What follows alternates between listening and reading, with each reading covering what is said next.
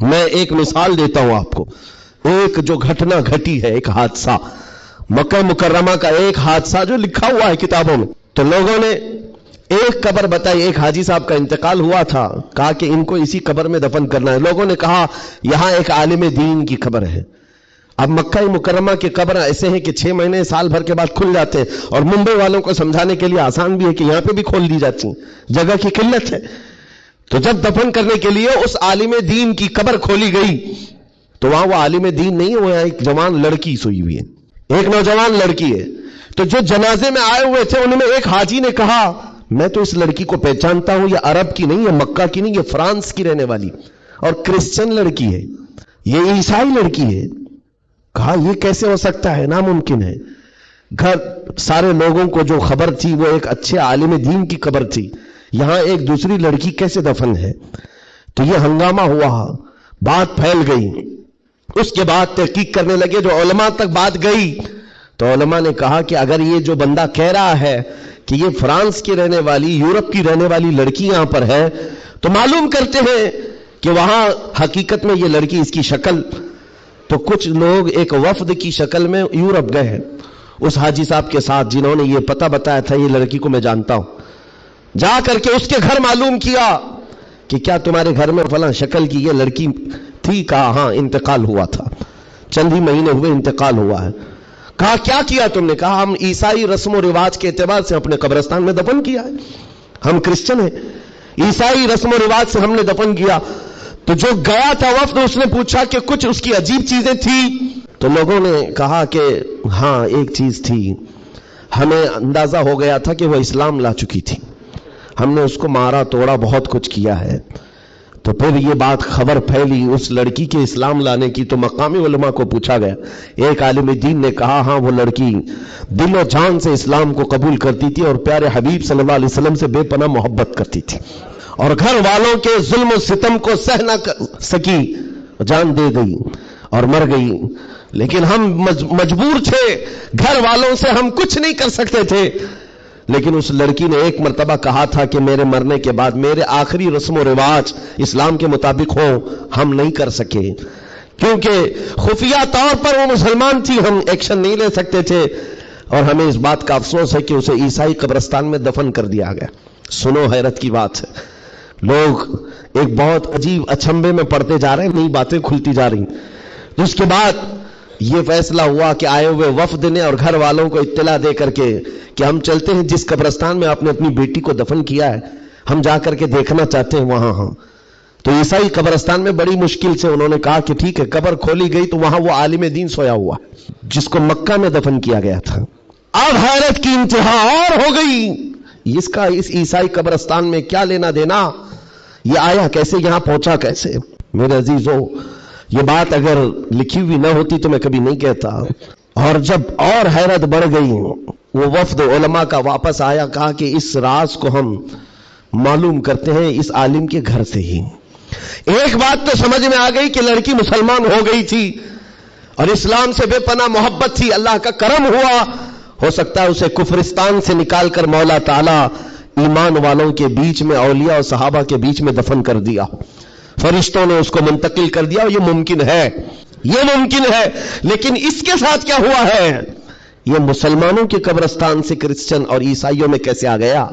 گئے واپس جانے کے بعد بہت قابل توجہ بات کر رہا ہوں، اور اس زمانے کی بہت ہی امپورٹنٹ چیز آپ کو میں بتا رہا ہوں، دل دہلا دینے والی چیز ہے. واپس آنے کے بعد اس عالم کے گھر گئے لوگ، اس کی بیوی موجود تھی جو بیوہ تھی. جا کر پوچھا کہ تیرے شوہر کے بارے میں ہمیں کچھ معلومات حاصل کرنی ہے. اس نے کہا بتائیے کیا ہے. کہا کہ کیسا تھا وہ؟ کہا اس کے اخلاق بہت اچھے تھے اور نمازوں کی، کہا ایک نماز بھی قضا نہیں کرتا تھا، پابند تھا، لین دین میں سب چیزوں میں اچھا تھا. پھر بچا کیا؟ بیوی ساری چیزیں اچھی بتا رہی، مسلمان ہے. بیوی نے گھبرا کر پوچھا آخر اس کے بارے میں اتنی تحقیق کیوں کر رہے ہیں، آپ بتا سکتے؟ تو علماء نے کہا کہ بتانے کے لائق نہیں ہے، لیکن سن لو، تمہارا شوہر مکہ کے قبرستان میں نہیں ہے، عیسائیوں کے قبرستان میں ملا. اس کی قبر میں وہ موجود نہیں. وہ دھاڑے مار کر رونے لگی کہ ہائے کیا ہو گیا میرے شوہر کے ساتھ، وہ عیسائیوں کے قبرستان میں کیسے پہنچ گیا؟ اور جب اس کا غم میں کچھ افاقہ ہوا تو خاتون کہتی ایک بات ہے، جو بات مجھے آج کہنا ہے، توجہ۔ عورت کہتی ایک بات ہے، میرا شوہر سب اچھا تھا، لیکن کیا ہے جانتے ہو، جب ہم لوگ رات کو سوتے یا جمع کرتے غسل واجب ہوتا تو ہر بار میرا شوہر ایک بات کہتا کہ عیسائیوں کے مذہب میں کتنا اچھا ہے کہ غسل واجب نہیں ہوتا، یا ہمارے اسلام میں ہے کہ بعد نہانا پڑتا ہے، عیسائیوں کے مذہب میں جو ہے جمع کرنے کے بعد غسل واجب نہیں ہوتا، کتنا اچھا ہے۔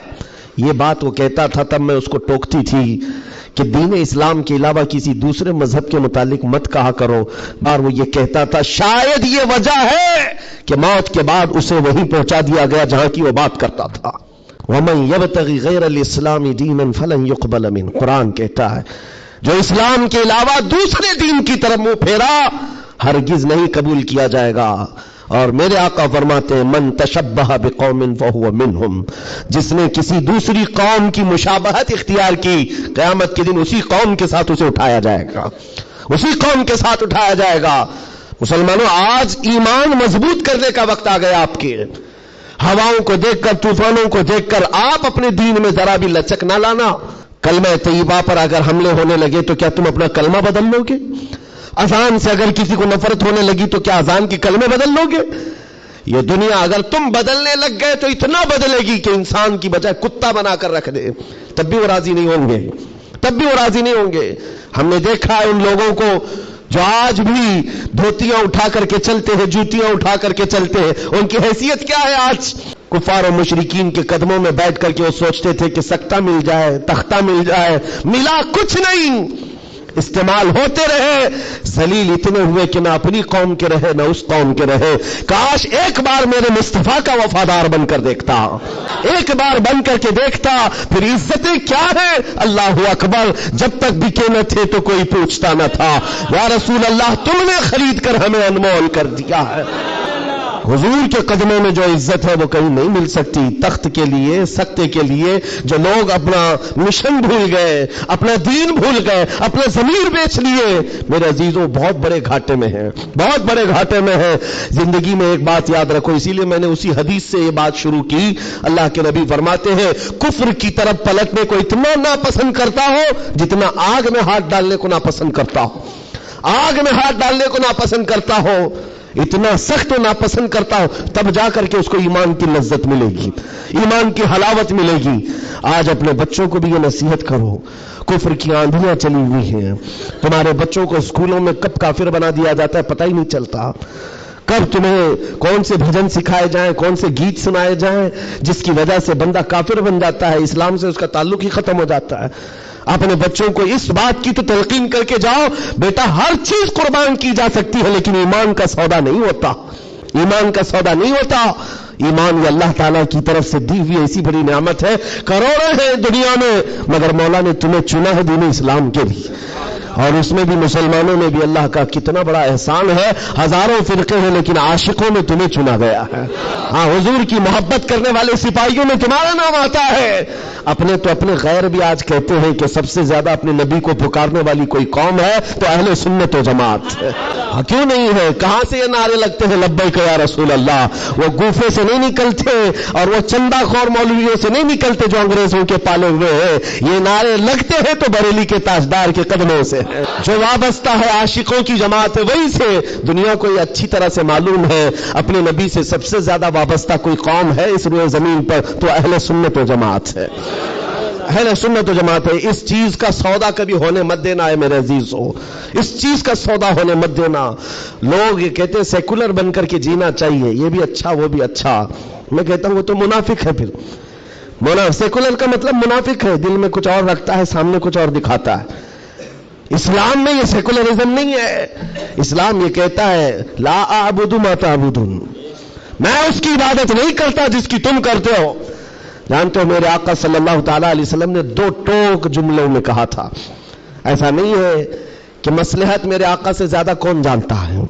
آج لوگ یہ کہتے ہیں کہ سب حالات بنائے رکھنے کے لیے ہمیں کرنا پڑتا ہے، حالات بنائے رکھنے کے لیے تمہیں کرنا پڑتا ہے۔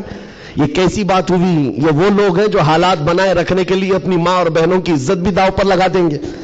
جب درندہ کوئی ڈاکو اس کو خوش کرنا ہو تو کیا تم اپنی عورتوں کا سودا کر سکتے ہو؟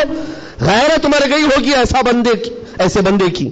حضور پاک کے پاس مشرکین آئے، یہ آپ کو میں بتا دیتا ہوں، قل یا ایھا الکافرون لا اعبد ما تعبدون، یہ سورہ پڑھتے ہیں کہ نہیں پڑھتے نماز میں؟ کب نازل ہوئی تھی آپ کو بتا دوں، یہ سورہ کب نازل ہوئی؟ حضور پاک صلی اللہ علیہ وسلم کے پاس مشرکین مکہ آئے اور کہا محمد صلی اللہ علیہ وسلم ایک کام کریں، آپ ہمارے خداؤں کو برا بھلا مت کہیے، ہم آپ کے دین میں آ جائیں گے، اسلام پر ہم بھی تھوڑا عمل کریں گے، لیکن جن کی ہم پوجا کرتے ہیں نا، عبادت کرتے ہیں، ان کو کچھ مت کہیے۔ حضور پاک نے فرمایا جو شرک ہے میں اس کو شرک کہوں گا، اللہ کے سوا کوئی دوسرے کی عبادت ہے ہی نہیں، اور اس بات کا میں اعلان کروں گا حضور آئے ہی ہیں شرک کو ختم کرنے۔ حضور نے فرمایا یہ نہیں ہو سکتا، تو پھر آپشن دوسرا مشرکین کی طرف سے کہا ایک کام کرتے ہیں، ایک سال آپ ہمارے خداؤں کی عبادت کریں، ایک سال ہم آپ کے خدا کی عبادت کریں گے، ہاں آدھا کریں گے۔ آج بہت سارے لوگ اگر یہ کرنے کی کوشش کر رہے ہیں تو وہ سن لیں، آدھا کریں گے، ہم بھی آپ کے یہاں جائیں گے، آپ بھی ہمارے یہاں آئیں گے۔ حضور پاک صلی اللہ تعالی علیہ وسلم نے فرمایا ہرگز نہیں ہو سکتا، تم چاند اور سورج میرے ہاتھ میں لا کر رکھ دو، میں اس کی عبادت نہیں کرتا جس کی تم کرتے ہو، میں پالنہار حقیقی کی عبادت کرتا ہوں۔ آخری آپشن جانتے ہو کیا کیا تھا، کیا دیا تھا انہیں؟ مشرکین نے کہا چلو محمد صلی اللہ علیہ وسلم آپ یہ بھی نہیں مانتے وہ بھی نہیں مانتے تو کم سے کم اتنا کرو کہ صرف اور صرف ہمارے خداؤں پر ایک بار ہاتھ رکھ دو، بس چھو کر کے چلے جاؤ۔ نبی پاک صلی اللہ علیہ وسلم سے صرف اتنا تقاضا تھا ان کا کہ آپ ہاتھ لگا کر چلے جائیں، یہاں تو سر جھکانے والے بھی موجود ہیں، ہاتھ لگا کر چلے جائیں۔ نبی پاک صلی اللہ علیہ وسلم جلال میں کہا ہاتھ لگانے کی بات، بلکہ میں تو نظر بھی اٹھا کر نہ دیکھوں، نظر بھی اٹھا کر نہ دیکھوں۔ تب اللہ تعالیٰ نے پوری سورہ نازل فرمائے، قل یا ایھا الکافرون لا اعبد ما تعبدون، محبوب آپ فرما دیں کافروں میں اس کی عبادت نہیں کرتا جس کی تم عبادت کرتے ہو۔ یہ دو ٹوک جملوں میں کہا گیا ہے، اور حالات ایسے بھی ہوئے میرے عزیزوں، چمتکار کو لوگ آج کہتے ہیں نا، جو بھی چمتکار ہوگا اس کی پوجا ہوتی ہے، عجیب و غریب چیز دکھے تو لوگ اس کو ایک افواہ کے شکل میں ایسا بناتے ہیں جیسے اس کا عقیدہ بن جائے۔ حضور پاک صلی اللہ تعالیٰ علیہ وسلم کے زمانے میں صحابہ کو رجھانے کے لیے کیا نہیں کیا گیا مکہ مکرمہ میں؟ یہ حالات آئیں گے، اس لیے مجھے یہ گفتگو کرنی پڑ رہی ہے تاکہ تم اپنے ایمان پر مضبوط رہو۔ ایمان نہیں تو کچھ بھی نہیں ہے، تمہارے دوسرے گناہ تو معاف کر دیے جائیں گے، کفر و شرک ہرگز نہیں معاف ہوتا۔ ان اللہ لا یغفر ان یشرک بہ ویغفر ما دون ذلک لمن یشاء، رب تعالیٰ فرماتا ہے شرک کو اللہ ہرگز معاف نہیں کرے گا، اس کے علاوہ جو بھی ہے اللہ معاف فرمائے گا۔ ایمان ضروری ہے۔ صحابہ کا ایمان ختم کرنے کے لیے کیا کیا گیا؟ اتفاق ایسا ہوا کہ مکہ میں ایک بھگوان بولنے لگ گیا، پتھر کی مورت تھی اور پجاری بیٹھا ہوا تھا، اچانک پتھر جو ہے بات کرنے لگ گیا، اور بات کر رہا ہے، ظاہر سی بات ہے یہ عجیب و غریب چیز ہے نا، یہ اس دور میں ہے۔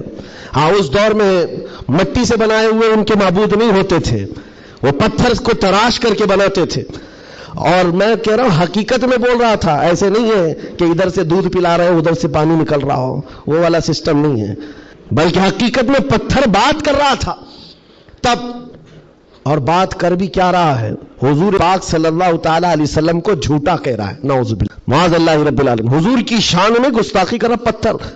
اب تو وارے نہیں آ رہے ان کی خوشیوں سے اچھل کود پر کہ دیکھو اب ہمارا خدا بولنے لگ گیا، سب سے بڑی دلیل ہے، لوگوں کو بلانے لگ گئے، واقعی بول رہا تھا، لوگ چمتکار دیکھتے ہیں تو سر جھکا لیتے ہیں، حقیقت ہے پتھر بول رہا ہے۔ سب آئے جمع ہونے لگے، مکہ کا ایک بڑا جم غفیر تھا، تو صحابہ کو بھی بلایا گیا، دیکھو آؤ ہمارے خداؤں کو جھٹلاتے ہو، بات کر رہا ہے خدا، اور تم جس نبی کی بات کرتے ہو اس نبی کو جھٹلا رہا ہے، یہ حقیقت میں خدا ہے، تم کہتے تھے نا کچھ نہیں کر سکتا، بول رہا ہے۔ صحابہ گئے، اب ان کے پاس کیا تھی؟ صحابہ دیکھ کر آئے حضور کی بارگاہ میں، کہا یا رسول اللہ صلی اللہ علیہ وسلم، غضب ہو گیا، ان کا خدا تو بول رہا ہے۔ حضور نے اس پر کوئی زیادہ ری ایکشن نہیں دیا، کہا کیا بول رہا ہے؟ کہا یا رسول اللہ سننے کے لائق نہیں، آپ کی شان میں گستاخیاں کہہ رہا ہے، جملے بک رہا ہے۔ کہا کون؟ پتھر۔ حضور نے فرمایا ہاں۔ حضور نے پوچھا پتھر؟ صحابہ نے کہا ہاں یا رسول اللہ۔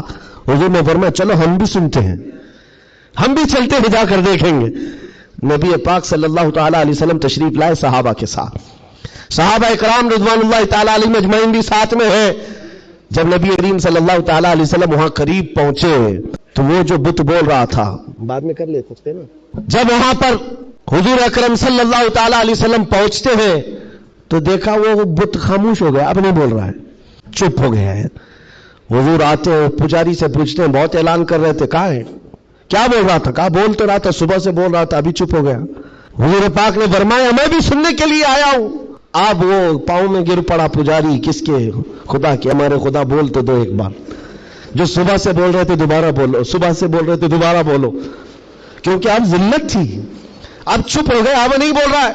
لوگ جو کھڑے تھے وہ بھی گواہی دے رہے، نہیں سچ میں بول رہا تھا، ہم نے بھی سنا۔ حضور پاک صلی اللہ تعالیٰ علیہ وسلم نے اس پجاری کو ہٹایا اور کہا ہٹو، میں پوچھتا ہوں کیا بول رہا تھا۔ حضور پاک صلی اللہ تعالیٰ علیہ وسلم قریب آئے، پتھر سے کہا کیا بول رہا تھا، بول۔ پتھر بولنے لگا اشہد ان لا الہ واشہد ان محمدا عبدہ ورسولہ، گواہی دیتا ہوں کہ اللہ کے سوا کوئی معبود نہیں، گواہی دیتا ہوں کہ محمد اللہ کے رسول ہیں صلی اللہ علیہ وسلم۔ میرے آقا نے فرمایا یہی بول رہا تھا۔ اب تو اوندھے منہ گر گئے نیچے، کہا یہ نہیں بول رہا تھا۔ لیکن اب حضور پاک صلی اللہ تعالیٰ علیہ وسلم نے پوچھا بتاؤ کیا اس بات پر ایمان لاتے ہو جو یہ کہہ رہا ہے، اس پر ایمان لاتے ہو؟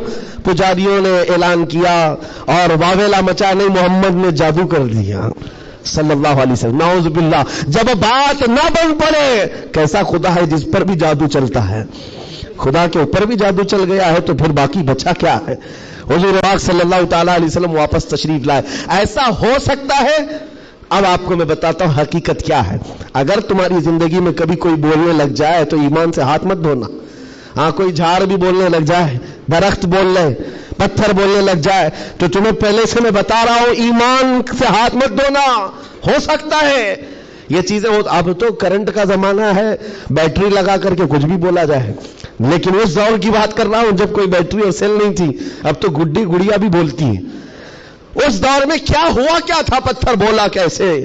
نبی پاک صلی اللہ تعالیٰ علیہ وسلم واپس تشریف لے جا رہے تھے، بیچ راستے میں میرے آقا کھڑے ہو گئے۔ ایک صاحب آئے جنگل کی طرف سے، ان کے ہاتھوں میں تلوار تھی، خون تھا۔ نبی پاک صلی اللہ علیہ وسلم ان سے گفتگو کرتے رہے، پھر وہ اچانک غائب ہو گئے۔ پوچھا صحابہ نے کون تھے؟ حضور فرماتے ہیں وہ جنات میں سے میرے ایک صحابی ہیں، جنات میں ایمان لائے ہوئے۔ حضور سے پوچھا صحابہ نے کیا معاملہ ہے؟ کہا اس میرے صحابی نے خبر دی کہ ایک مشرک اور کافر جن تھا جو پتھر میں جا کر کے بول رہا تھا، پتھر میں جا کر وہ بول رہا تھا، جن کی آواز تھی اور کافروں کو لبھا رہا تھا، آپ کے خلاف بول رہا تھا۔ اور ہمیں یہ خبر ملی، ہم اپنے محلے میں بیٹھے تھے، جنات کے بھی محلے ہیں، آبادیاں ہیں، سب ہیں۔ وہ جن صحابی کہتے مجھے خبر ملی کہ ایک گستاخ، ایک کافر پتھر میں گھس کر آپ کے خلاف بول رہا ہے، اسی وقت میں تلوار لے کر کے نکلا، اور جس وقت آیا تو اتفاق تھا کہ آپ بھی وہاں پر تشریف لائے ہوئے تھے۔ میں آپ کے آنے سے پہلے اس کا قتل کر چکا تھا، اور جب آپ نے فرمایا پتھر کو بول، کیا بول رہا تھا؟ تب میں نے کہا تھا اشہد ان لا الہ الا اللہ۔ میرے عزیزوں ایک بات یاد رکھو، صحابہ اکرام کے سامنے یہ بھی آزمائش آئی، لیکن وہ ٹس سے مس نہیں ہوئے، ٹس سے مس نہیں ہوئے، وہ اپنے ایمان پر جمے رہے، استقامت کا وہ پہاڑ بن کر کے قائم رہے۔ آج ضرورت اس بات کی ہے میرے عزیزوں، حالات اس طرح کے اگر بن جائے، دنیا چمتکار دکھانے لگ جائے تو اپنے ایمان سے ہاتھ مت دھو بیٹھنا۔ وہ دیکھو ابھی سوشل میڈیا پر ایک چھوٹا دجال بھی آیا، چٹیاں لے لے کر کے بتاتا رہتا ہے، چھوٹا دجال۔ بڑا دجال آنا باقی ہے جو پانی برسا کے بھی دکھائے گا، سبزہ اگا کر کے بھی دکھائے گا، اور ایک آدمی کو مار کر زندہ کر کے بھی دکھائے گا۔ یہ حدیث پاک میں ہے۔ تم ابھی چھوٹے دجالوں پر بک گئے تو بڑے دجال کے ساتھ کیا ہوگا؟ اس لیے آج جمے رہو۔ چٹیاں یہ تو بہت پرانی بات ہے، پھینکو پیٹ پیچھے، کہو ہمیں ہمارے نبی نے دجال کے لیے بھی پہلے سے تیار فرمایا۔ ہم ایمان رکھتے ہیں اللہ کی ذات پر، ہم ایمان رکھتے ہیں اللہ کی ذات پر کہ وہ موت و حیات کا مالک صرف رب ذوالجلال ہے۔ میرے عزیزوں یہ حالات پر میں نے صرف اس لیے بات کی کہ آپ قیامت کے قریب جو ہونے والا ہے، حضور فرماتے ہیں ویل للعرب من شر قد اقترب۔ حضور پاک فرماتے ہیں عربوں کے لیے تباہی ہے کہ ان قریب وہ ایک ایسی برائی کی طرف جائیں گے جو ان کو جہنم میں لے جائے گی، عربوں کے لیے۔ اور حضور صلی اللہ علیہ وسلم نے یہ بھی فرمایا، حدیث پاک ہے، قیامت اس وقت تک نہیں آئے گی جب تک کہ عرب کے کچھ قبیلے بت پرستی نہ کرنے لگ جائیں۔ عرب میں ہوگا ہی، عرب میں بت پرستی ہونے لگ جائے گی۔ مشرکین وہاں پیدا ہو جائیں گے. یہ حدیث میں 1400 سال پہلے میرے آقا نے فرمایا. تو تم کبھی ان کو جبے کبوں میں دیکھ کر پوجا پاٹ کو دیکھ کر یہ مت سمجھنا اسلام فلیکسیبل ہے، اسلام میں سب کچھ ہو سکتا ہے. وہ تو آپ نشے کے اڈے بھی کھول لیں گے اور کھول رہے ہیں. شراب پر سے پابندی ہٹا کر کے سعودی عرب میں اب شراب بیچنے پر بھی بات آ گئی. عورتوں کا حجاب ختم ہے. مشرکین کا داخلہ ممنوع تھا، لیکن اب مدینہ رسول میں بھی مشرکین کا آنا اور اس کی اجازت دے دی گئی ہے. یہ ساری قیامت کے قریب کے حالات جو حضور نے پہلے بیان فرمائے. میرے آقا نے فرمایا ہے یہ عرب اس برائی کی طرف جا رہے ہیں جو ان کو جہنم میں لے جانے والی ہے، اور قیامت سے پہلے یہ ہوگا. لیکن ان کے یہ سارے کارنامے ہمارے لیے دلیل نہیں ہے. حرم مکہ کا امام کیا کرتا ہے یہ ہمارے لیے دلیل نہیں. صدیق اکبر کیا کہتا تھا وہ ہمارے لیے دلیل ہے. فاروق اعظم کیا کہتا تھا وہ دلیل ہے. عثمان غنی اور حیدر کرار کیا کہتے تھے وہ دلیل ہے. یہ بکے ہوئے لوگ اگر منبر پر چڑھ گئے تو ان کے خد و خال دیکھ کر کے تم مت بگڑ جانا. یہاں سے حالات ایسے ہو سکتے ہیں خانہ کعبہ کے منبر پر کھڑے ہونے والا امام بھی اسرائیل کی فتح کے لیے دعا کر سکتا ہے. یہ ایمان بیچے ہوئے لوگ رکھتے ہیں، اس لیے کہ یزید کا دور بھی آیا ہے، کرامتہ کا دور بھی آیا ہے، باطل قوتوں کا دور بھی آیا ہے جب انہوں نے کعبے کی امامت کی ہے. لیکن اہل سنت و جماعت ہمیشہ اس بات پر قائم رہے ہیں ان لوگوں سے ہمارا دین نہیں چلتا، اللہ اور اس کے رسول کی حقانیت اور قرآن سے ہمارا دین چلتا. اور ایک بات آخری، اسلام اپنا دفاع خود کرتا ہے، اسلام اپنا ڈیفینس خود کرتا ہے. کفار و مشرکین کو اگر یہ لگتا ہے کہ مسلمان سوئے ہوئے اسلام کا کچھ بھی کر لیں گے، یہ ناممکن ہے، پاسبل نہیں. ہم جیسے کروڑوں بھی سو گئے تب بھی اسلام قائم رہے گا. اسلام اپنا ڈیفنس خود کرتا ہے. کیوں؟ اس لیے کہ یہ انسانوں کا بنایا ہوا دین نہیں ہے، خلاق کائنات کا دین ہے. اور قرآن میں رب تعالیٰ نے فرمایا یریدون لیطفئوا اللہ بافواہہم، لوگ اپنے منہ کے پھوکوں سے اسلام کا چراغ بجھانا چاہتے ہیں اور اللہ اپنا چراغ مکمل کر کے رہے گا. وَلَوْ كَرِهَ الْكَافِرُونَ، اگرچہ کافر ناپسند کرے. اور ایک بات سن کر کے جائیں، میرے رب کا وعدہ ہے قرآن پاک میں یہ دین اسلام پوری دنیا پر غالب آ کر رہے گا، آ کر رہے گا. یہ بات میں نے کئی جگہ اسٹیجوں پر کی تو کچھ لوگوں نے کہا بھی تھا جو نان مسلم ہیں، انہوں نے کہا تھا کہ یہ مولانا ایسے بیٹھ کے چلا رہا ہے، حالات دیکھتا نہیں ہے. فلسطین میں ان کے ٹکڑے ہو رہے ہیں، شام کو تباہ کر کے رکھ دیا گیا ہے، عراق میں ان کے جنازے نکلتے ہیں، افغانستان کو توڑ کر رکھ دیا گیا ہے، اور یہ مولانا چلا کر کہتا ہے اسلام پوری دنیا میں غالب آ کر رہے گا. یہ اپنا محلہ نہیں بچا پاتے، پوری دنیا کی بات کرتے ہیں. ظالموں تمہیں خبر کیا ہے؟ اسلام زندہ ہوتا ہے ہر کربلا کے بعد. تاریخ یہ بتاتی ہے اگر اسلام کو ختم ہونا ہوتا رسول اللہ کے نواسی کی شہادت کے بعد ختم ہو جاتا، علی اصغر علی اکبر کی شہادت پر ختم ہوتا. جب رسول اللہ کے گھرانے کی شہادت پر اسلام نہیں رکا، ہمارے ہزاروں کے قتل پر کبھی اسلام نہیں رک سکتا. ایک غزہ ایک فلسطین کیا، ہزاروں غزہ تم اس زمین پر قائم کر کے دکھا دو، تب بھی میرا چیلنج ہے اسلام تھا، اسلام ہے اور اسلام رہے گا. اسلام تھا، اسلام ہے، اسلام رہے گا. نبی پاک صلی اللہ تعالی علیہ وسلم کا لایا ہوا یہ وہ حسین شجر ہے جس کی جڑیں تحت الثری میں ہے اور جس کی شاخیں اوج ثریا پر ہے. اس کے پتے کو ہلانا بھی مشکل ہے. لوگ آج یہ سمجھ کر کے بیٹھے مسلمانوں کو مارنا اس کا مطلب اسلام ختم ہونا، ایسا نہیں ہے.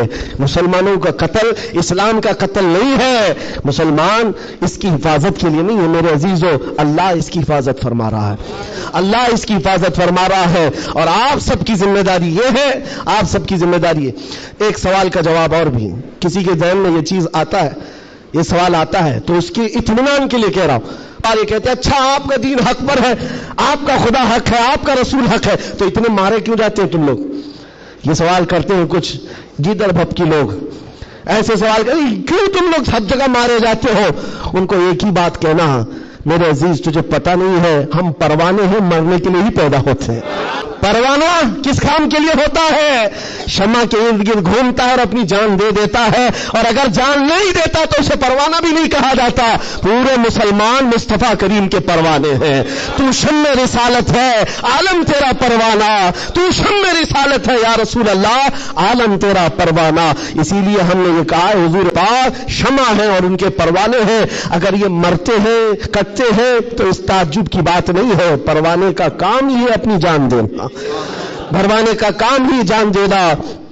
वक्त खत्म हो गया, ये जुमा का वक्त है। मैं किस लय में बह गया मुझे अंदाजा भी नहीं हुआ। दो सहाबा की बात कहता हूं, अब्दुल्ला बिन जहश और साद इब्न अबी वक्कास। बात कर सकता हूं? माशाअल्लाह, ये आपका इलाका है, यहां पर आने के लिए भी बड़ी मुश्किलात होगी उनके लिए। बहरहाल मेरे लिए नहीं मुश्किल है, जिनको रोकना है उनको मुश्किल है। दो सहाबा हैं, अब्दुल्ला बिन जहश और साद इब्न अबी वक्कास। बड़े गहरे यार थे, एक दूसरे के साथ बड़ी उनकी जमती थी। उहद के मैदान में जब हुजूर जा रहे थे, जंग के मैदान में, ये दोनों सहाबा बैठ करके दुआ कर रहे हैं। बस मैं इस पर खत्म कर दूंगा मेरे अजीज। दोनों साथी हैं, दुआ कर रहे हैं, मुसल्ला बिछाए। साद इब्न अबी वक्कास कहते हैं, अब्दुल्ला बैठ, मैं दुआ करता हूं, तू आमीन कहना। अब्दुल्ला बिन जहश कहते हैं, ठीक है, तेरी दुआ के बाद मैं दुआ करूंगा, तुम आमीन कहना। दूसरे दिन जंग है। साद इब्न अबी वक्कास दुआ करते हैं, अल्लाह कल तेरे रसूल के दीन की हिमायत के लिए मैं उतरूंगा, तेरे नबी के दीन की हिमायत के लिए उनकी सफों में जाऊंगा। मौला मेरी इतनी दुआ है, मेरा सामना किसी ऐसे बड़े पहलवान से कर, मेरा सामना दुश्मनों के ऐसे बड़े पहलवान से कर जो सबसे बड़ा पहलवान हो। और ख्वाहिश तो देखो दुआ में क्या कह रहे हैं साद इब्न अबी वक्कास, अल्लाह मैं चाहता हूं कभी उसको सामने से मारूं, कभी दाएं से मारूं, कभी बाएं से मारूं, कभी पीछे से, और उसके बाद गिरा दूं और सीने पर चढ़कर कहूं लब्बैक या रसूल अल्लाह, यानी इस्लाम का परचम बुलंद करो। ये उनकी दुआ थी। अब्दुल्ला बिन जहश आमीन कह रहे थे। उसके बाद अब्दुल्ला बिन जहश कहते, अब मैं दुआ करता हूं, तू आमीन कह। अल्लाह अकबर, उनकी दुआ कैसी है अल्लाह, हदीस में पढ़ता हूं मेरी आंखें भीग जाती हैं। अब्दुल्ला बिन जहश कहते हैं, अल्लाह कल तेरा रसूल मैदान में उतर रहा है, और उहद के मैदान में जब मैं तेरे दीन की हिमायत के लिए उतरूं तो दुश्मनों की तरफ मैं बढ़कर चला जाऊं तेरी मोहब्बत में, तेरे नबी की मोहब्बत में। कभी कोई दुश्मन मुझे सामने से मारे, कभी दाएं से मारे, कभी बाएं से मारे, कभी पीछे से मारे, और तेरे मोहब्बत में मौला, तेरे रसूल की मोहब्बत में हर जगह से जख्म खाऊं, और फिर मैं शहीद हो जाऊं इस्लाम जिंदाबाद कहते हुए, इस्लाम की बुलंदी का नारा लगाते हुए शहीद हो जाऊं। एक मारने की दुआ कर रहा है, एक मरने की दुआ कर रहा है। ये रसूलुल्लाह के परवाने हैं।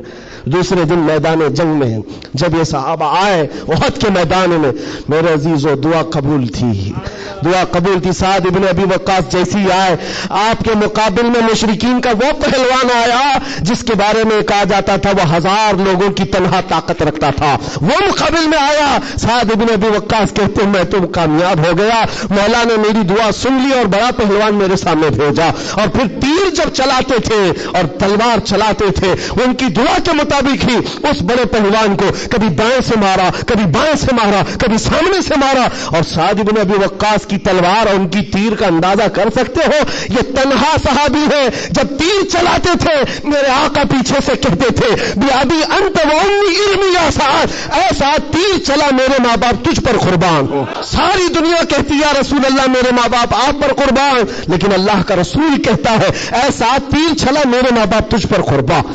हाँ, फिर तीर की ताकत का अंदाजा क्या होगा। ढेर हो गया दुश्मन, ढेर हो गया बड़ा पहलवान, सीने पर चढ़कर कहा इस्लाम था, इस्लाम है, इस्लाम रहेगा। मेरे अजीजों, उसके बाद जब जंग का खात्मा हुआ शाम के वक्त, ये जंग शिकस्त में बदल गई थी।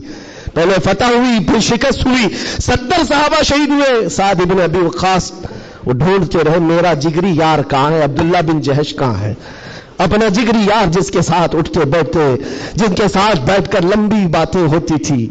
ढूंढने पर निकले तो किसी ने कहा तुम्हारा जिगरी यार तो शहीद हो गया, शहीद हो गया। हजरत साद इब्न अबी वक्कास के दिल पर लगी बात, जिसका गहरा दोस्त इंतकाल कर जाए उसकी दुनिया इधर से उधर हो जाती है। साद इब्न अबी वक्कास कहते हैं मैं देखना चाहता हूं मेरे जिगरी यार को। ढूंढते हुए आए, लोगों ने कहा अब्दुल्ला बिन जहश को मानना पड़ेगा, ऐसा लड़ा कि नरगे में चला गया। साद इब्न अबी वक्कास पूछते क्या हुआ इनके साथ। لوگوں نے روتے ہوئے کہا عبداللہ بن جہش کو لوگ دائیں سے بھی مار رہے تھے، بائیں سے بھی مار رہے تھے، سامنے سے بھی مار رہے تھے، پیچھے سے بھی مار رہے تھے، مارتے شہید کیا، ان کے جسم کے 80 ٹکڑے کر دیے تھے، 80 ٹکڑے، ان کے ٹکڑوں کو رسی میں پیرو کر کافروں نے ہار بنا کر پہن لیا۔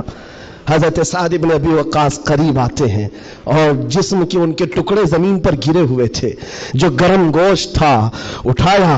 سعد بن ابی وقاص کہتے عبداللہ تو مجھے چھوڑ کر چلا گیا، لیکن کل رات ہم نے دعا کی تھی، اللہ نے میری دعا بھی قبول کی، تیری دعا بھی قبول کی۔ سنو مسلمانوں، سعد بن ابی وقاص کہتے ہیں میں نے جو دعا کی تھی اللہ نے وہ قبول کیا، بڑا دشمن میرے سامنے لایا، اور تو نے جو دعا کی تھی اللہ نے وہ بھی قبول کیا، مگر قسم رب ذوالجلال کی عبداللہ میری دعا سے تیری دعا کئی درجے افضل ہے، اس لیے کہ مارنے کی بات الگ ہے، حضور کی محبت میں مر جانے کا مزہ الگ ہوتا ہے۔ جان ہے عشق مصطفیٰ روز فضو کرے خدا، جس کو وہ درد کا مزہ ناز دوا، اٹھائے کیوں پھر کے گلی گلی تباہ، ٹھوکرے سب کی کھائی کیوں، دل کو جو عقل دے خدا تیری گلی سے جائے کیوں۔ وآخر دعوانا الحمدللہ رب العالمین۔